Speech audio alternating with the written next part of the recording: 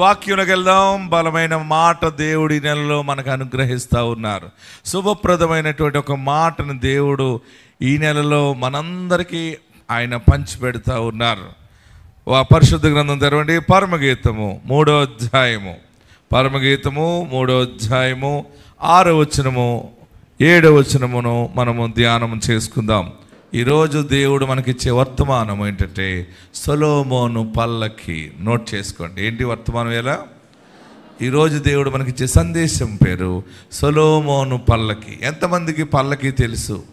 పల్లకిని చూసేని అన్నవారు చేయి పైకెత్తండి. పల్లకి అంటే నాకు తెలుసు అన్నవారు చేయి పైకెత్తండి.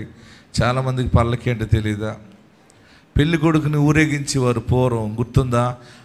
ఇప్పుడు చాలామంది లైట్ వెలిగింది. పెళ్లి కొడుకుని కొంచెం డబ్బులు ఉన్నటువంటి తల్లిదండ్రులు తన బిడ్డ వివాహం విషయంలో పల్లకీని తెప్పించేవారు. పల్లకీని తెప్పించి ఆ పల్లకీకి చక్కగా పువ్వులన్నీ పెట్టి డెకరేషన్ చేసి దానికి ఒక 10 మంది ఎంతమందో ఆ పల్లకీని పైకి ఎత్తుతారనమాట. మీరు ఇక్కడ చూడొచ్చు, ఇక్కడ ఇదిగో అందులో ఒక అమ్మాయి కూర్చుంది కదా, దాన్ని పల్లకి అనమాట. ఇలాగ ఉంటుంది.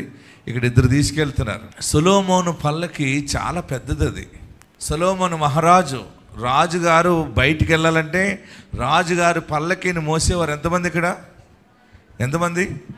60 మంది. ఇక్కడ 2 మోస్తున్నారు.